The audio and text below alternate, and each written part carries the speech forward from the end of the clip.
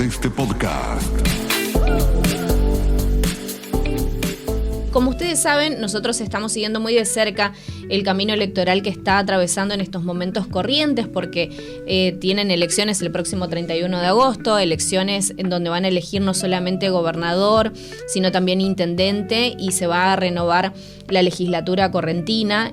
Recordemos que no solamente se eligen diputados provinciales, sino también senadores provinciales, y tenemos el enorme gusto de recibir aquí al candidato a senador del Encuentro por Corrientes, el señor Enrique Bastorres, a quien le agradecemos por su tiempo. ¿Cómo le va, Enrique? Buenos días. ¿Qué tal? Buen día. No, el gusto es mío de estar acá. Muchas gracias. Bueno, se cruzó el puente. Somos hermanos nosotros con Corrientes. Nosotros Así nos es. sentimos una gran metrópolis. ¿Lo ve usted también así? Sí, pero absolutamente. Mire, yo he trabajado muchísimo cuando me tocó desempeñar el cargo de ministro de Hacienda. Siempre tuve la concepción de que esto era el gran Corriente y gran Resistencia, era una consolidación que había que lograr vincular racionalmente para darle, mire, un ejemplo muy sencillo. ¿Qué estudiante correntino no trata de encontrar una estudiante chaqueña o un estudiante chaqueño no trata de encontrar una estudiante correntina? Los lazos de institucionales, los lazos culturales, los lazos de la universidad, que es el ejemplo claro de la universidad. La formación de nuestros jóvenes tiene un ida y vuelta permanente a través de este puente que ha quedado chico frente a las necesidades de más de 2 millones de personas que necesitan estar en contacto. ¿Cuántas familias se han conformado en 50 años de vida del puente? Creo que desconocer esa realidad es como mirarse el ombligo. Y verdaderamente a ambas márgenes del río Paraná se trabajó muchísimo para que este vínculo se consolide con el segundo puente y demás. Y más allá de algunas cuestiones particulares, es una gran necesidad, porque el puente no solamente vincula a estos dos pueblos hermanos, sino que vincula la relación este-oeste, desde Itajaí, Paranaguá, Porto Alegre, que son los 3 puertos más importantes sobre el Atlántico de Brasil, y Antofagasta, Iquique. El corredor bioceánico, el único vínculo más dificultoso es el puente Chaco-Corrientes, y la única vía férrea faltante en todo ese tramo es Posadas-Corrientes. Así que imagínense la importancia de este vínculo para el desarrollo, ¿no? De que tener esta relación este-oeste tan importante. Ni vamos a hablar de lo que significa trasladar al sudeste asiático la producción cerealera en 4.000 millas marinas.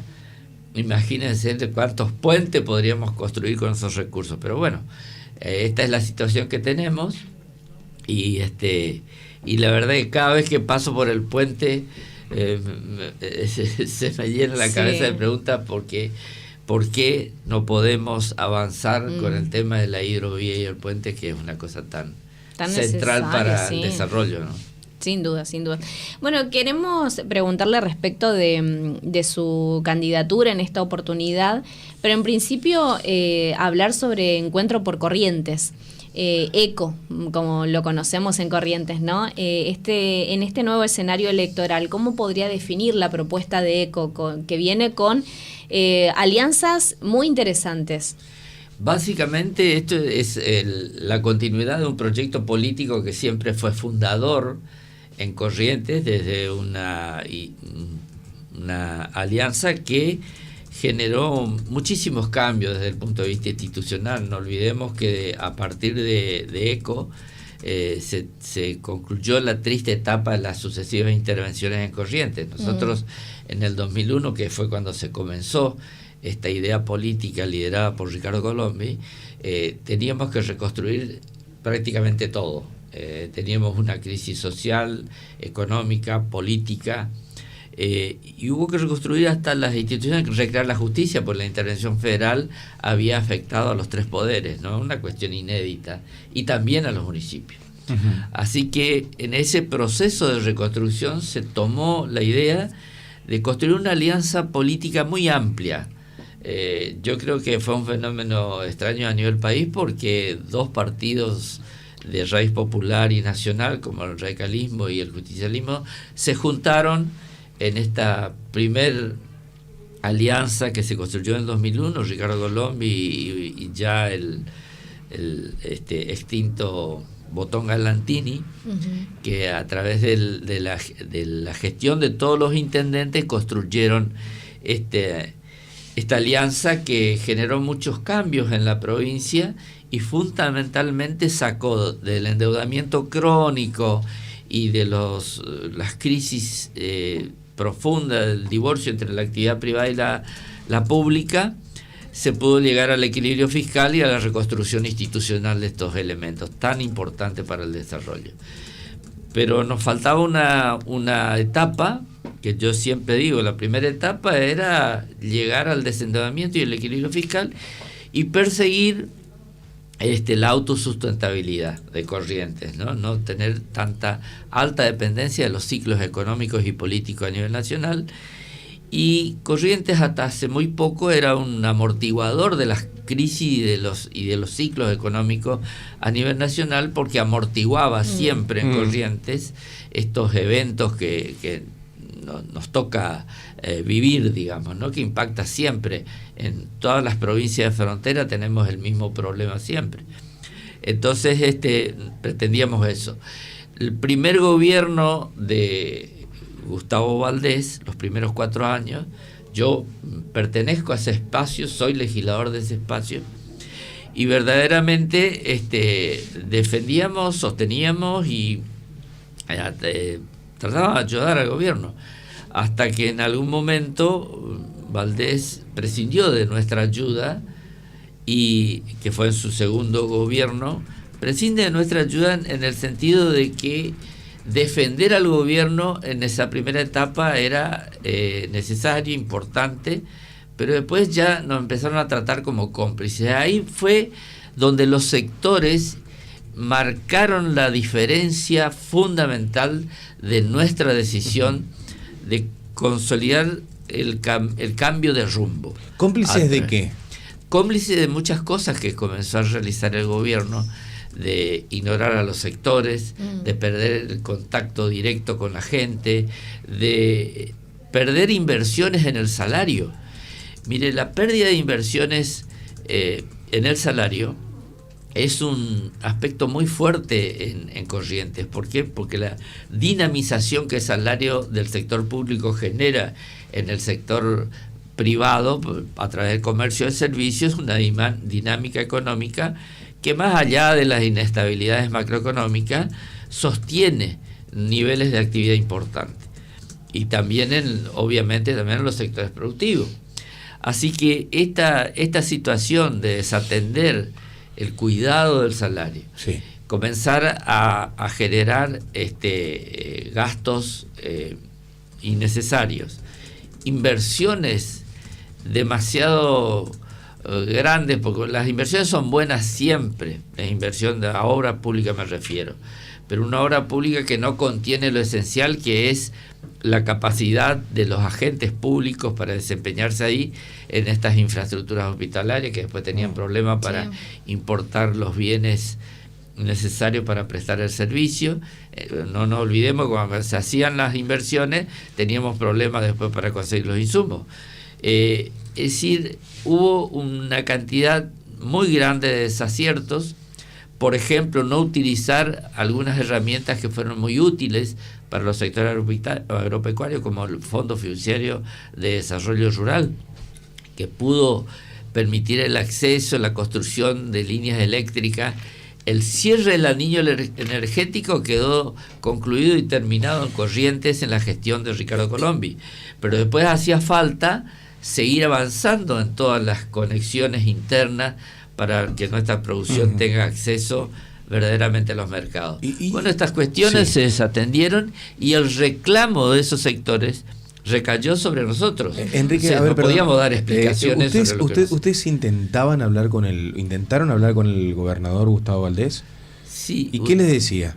Usted alguna vez, mire, habla con el gobernador, primero que es difícil hablar, pero usted hace una pregunta a todos los sectores, a los docentes, al personal de la salud, al personal de la seguridad, que son los 3 servicios más fundamentales, y todos van a encontrar la respuesta. O sea, yo no puedo decir nada que no haya escuchado de la gente.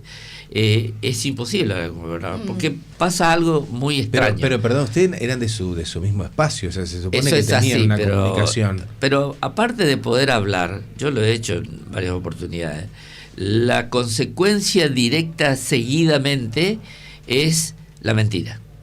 Claro. Y ahí se termina todo. Cuando usted habla, mire, he presentado varios proyectos que no quiero extenderme en este análisis, pero a la prueba me remito. Ente regulador único, el programa del dengue, la ley de enlace. Fíjese la contradicción. La ley de enlace fue aprobada por unanimidad en el Senado de la provincia. Pero el gobernador dio instrucciones al presidente de la Cámara de Diputados y al presidente de la comisión de no avanzar en ese proyecto porque dijo así, ahí me ofendió realmente. Y lo digo públicamente. Ese es un negocio de Bastogne, dijo. La verdad es que el ente regulador único comprendía el control y regularización normativa de las comunicaciones. Hay una empresa que se llama Telco, que es el que hace el tendido de la fibra óptica, que pretendió competir con otros grupos de interés en las comunicaciones, y el discurso es de la conectividad para la integración de los correntinos. Nada de eso ocurre, porque usted recorre, habla a la escuela y tienen dificultades de conectividad. Entonces, ¿por qué? Porque el ente regulador sirve para que usted, si ha contratado un servicio de internet, le respeten la cantidad que usted contrata. Bueno, si nosotros avanzamos en ese proyecto, seguramente el gobernador, y así lo digo abiertamente, tiene problemas para que se revise la prestación del servicio de Telco, seguramente, donde está el hermano. Entonces, vamos a ser claros. Yo cuando afirmo una cuestión es porque he constatado los hechos. Bien.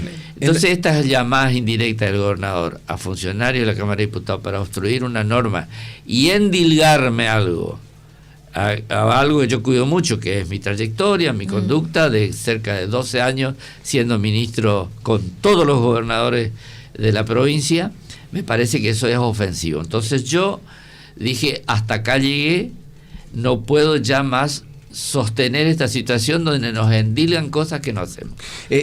Quiero aprovechar el tiempo, Enrique. Permíteme. No, está bien, pero lo que quería preguntar, esto que me parece que es sumamente importante, porque recién usted hablaba de recorrer un poco y demás, cuando uno recorre, ve determinadas cuestiones. Usted recorre las calles, me imagino, ¿no? Y habla con los vecinos. El interior de la provincia, básicamente. Y ve lo que sucede. ¿Cuáles son, según usted, las principales urgencias que hoy tiene la provincia de Corrientes? Básicamente la recomposición salarial de los trabajadores del Estado. Hemos perdido posiciones en ese sentido. Nosotros estábamos en la mitad de la tabla cuando cuando se fue Ricardo Colombi del gobierno, que nos había costado muchísimo por recomponer el salario y mantenerlo en una situación media, digamos. Es muy importante porque usted a través del salario sostiene la obtención y la calidad del servicio. Mire, hay que mirar al salario como una inversión, porque es a través de la posibilidad de consumo que tiene ese agente público y la prestación que hace. Claro. Si no, usted tiene un médico que si le remuneran mejor en el Chaco, se viene para acá. Esto es sencillísimo, porque tiene muy cerca otra oferta de servicio. Pasa con los docentes mucho. Pasa con los docentes. Hay muchos docentes que vienen a prestar servicio acá. Entonces, es una necesidad casi de mercado, se puede decir, ¿no? Entonces, usted tiene que sostener, porque en un momento se nos iban los médicos de alta especialización del cardiológico, buscaban otros horizontes, porque lógicamente sostener eso, que es una entidad señera en nuestra provincia. El cardiológico es un ejemplo de calidad. Sí. Y entonces usted tiene que cuidar la remuneración de esos equipos tan sofisticados y tan buenos. Bueno, primera urgencia, salario. Después, salario es lo principal que tenemos que recuperar, que lo tenemos que hacer gradualmente. Después la otra cuestión, la relación con los sectores. Mire, la desconfianza entre el sector público y el sector privado genera fisuras que después es muy difícil remendar. Y solamente se puede hacer desde la ejemplaridad del Estado o del sector público. El funcionario público tiene que dar el ejemplo para recrear confianza. Y ahí las políticas públicas van a funcionar. Pero cuando usted se corta solo, hace las cosas en una sola dirección, con mucho yoísmo, a lo mejor nadie dice nada desde el sector privado, pero el ánimo no es el mismo. Entonces sí, se va a obtener aplausos, acompañamiento, palmadita en la espalda, pero la verdad es que la aceptación de ciertas políticas públicas no van a prosperar. Esto es una falencia que tiene el gobierno, que ha centralizado en la figura del gobernador todo. Entonces, ahora está muy preocupado porque no ha empoderado a sus ministros para que puedan desempeñarse adecuadamente. Todos tenían que consultar con él y no puede un gobernador atender todas las cuestiones en sí mismo. Para eso están los ministros. Bueno, esto fue una falencia de gestión que le generó muchos problemas.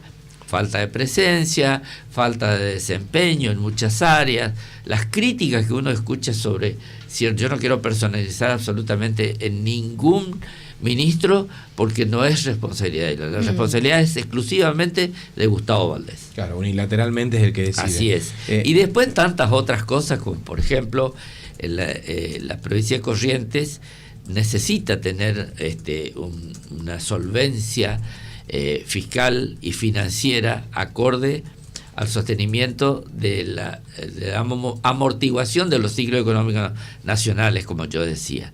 Y la verdad que construyó una especie de fondo anticíclico medio raro por decreto, donde se utilizan los fondos del sector público para hacer transacciones en bursátiles y en la Comisión Nacional de Valores queda registrado toda esta operativa.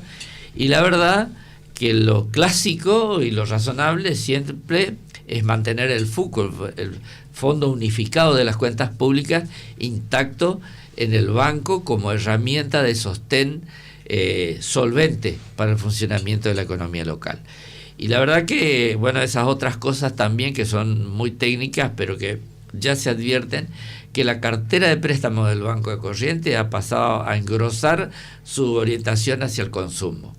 Entonces esto genera otro grave condimento a la capacidad de adquisición de bienes y servicios de ese sector, porque se endeudó con el banco. Entonces, claro, las tarjeteras y el financiamiento del consumo a través de las tarjeteras reduce la posibilidad de consumo. Entonces se comienza a producir un cuello de botella ahí. Por un lado se atrasa el salario y por otro lado se endeuda más el agente público. Hoy tenemos un promedio de endeudamiento demasiado alto. Entonces hay que reorientar eso. Por eso reorientar el rumbo significa el Estado como titular de las acciones del banco debe poner la proa en segmentar el crédito de inversión, la utilización de los fideicomisos para el desarrollo. Todas estas cosas tienen que tener una orientación desde la máxima autoridad de la cartera de Hacienda, con la bendición política del gobernador. Y esto no está ocurriendo porque lamentablemente le tengo que decir que la cartera de Hacienda tiene graves problemas de convivencia, porque funcionarios que responden al gobernador, funcionarios que saben, deben competir con las preferencias personales. Enrique, yo creo que faltó ahí, seguramente lo tenés en mente, lo que tiene que ver con los servicios, porque las boletas de luz son impagables ahí en Corrientes. Bueno, esa es otra cuestión también, ¿no? Nosotros tenemos un sistema donde Camesa da un menor precio de compra de la energía por las regalías, pero después la empresa de energía debe depositar esos fondos al tesoro de la provincia. En la estrangulación del crecimiento que produjo en la demanda de servicio por esta eliminación de tarifas a nivel nacional, hizo que en la salida del servicio se encareciera demasiada la luz, el servicio energético, porque pasamos abruptamente a una ley de mercado. Bueno, no le dio tiempo a la provincia por tener atrasados los salarios, amortiguar este efecto. Entonces, lógicamente ahí ya el trabajador perdió por 3 partes: por el atraso salarial, por el endeudamiento a tasas siderales y al encarecimiento de los bienes de servicio. Y esto es una cuestión letal para el funcionamiento del Estado corriente. Hay que corregir eso, hay que hacerlo con dedicación, con esfuerzo.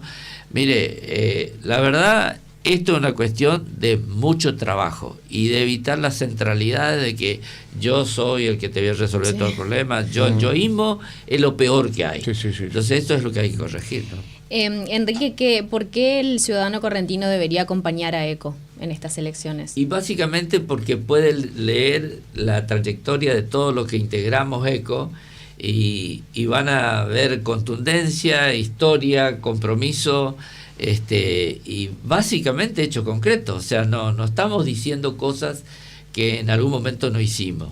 El liderazgo de Ricardo Colombia no es un liderazgo de tipo caudillejo, como lo quieren hacer parecer ser. El liderazgo de Ricardo tiene que ver con la dinámica de gestión que en su momento hizo. Fue 3 veces gobernador y lo hizo de una forma natural. Es un administrador popular porque interviene en todos los sectores, es accesible, es una persona trabajadora, arranca a las 7 de la mañana y termina, o sea, ¿qué hora? Yo lo he padecido, por el cuero propio le digo. Hay que estar al lado de Ricardo, hay que seguirle el ritmo. Y no es una persona de andar con chichoneo ni con aplausos. Lo que menos le interesa son los aplausos, Ricardo. Y esto es una cuestión muy diferente en el contraste de las opciones que se presentan, porque primero que a Ricardo lo conoce todo el mundo, y él conoce todos los sectores del territorio provincial, es muy caminador. Entonces, esta cuestión contrasta, y porque hay un liderazgo que contagia, que convoca, y después hay otro liderazgo que mete miedo, el actual, que mete miedo, que extorsiona, que hay aprietes, y esto no es bueno, y no sé cómo decirlo, pero la verdad es convocante la responsabilidad de no perder lo que hicimos. O sea, porque hay una línea media donde uno tiene que, sí, uno puede tolerar matices, puede tolerar la impronta personal de nuevos dirigentes que salieron de nuestro propio sector. Pero cuando ya los resultados comienzan a generar la erosión de la base social más importante que se reconstruyó entre todos, ahí es donde uno tiene que poner el alto, y sobre todo cuando la jugada está por abajo desde el poder, es muy peligroso. Enrique, a través de usted lo comprometemos a que nos visite Ricardo Colombia en el programa. ¿Cómo no? Por Con favor. Mucho gusto. Sabemos que él es como muy reacio a los medios a veces, porque él prefiere salir a caminar en los barrios, a recorrer el interior, pero si nos regala unos minutos. Sí, con todo gusto. Yo voy a charlar con él. No le garantizo nada, pero él es así, es una persona muy parco, es muy de pocas palabras, pero yo creo que se da a entender suficientemente. Tiene mucha experiencia política. Nordeste Podcast. Los mejores momentos de la radio de tu vida. Nordeste y vos. Conectados siempre.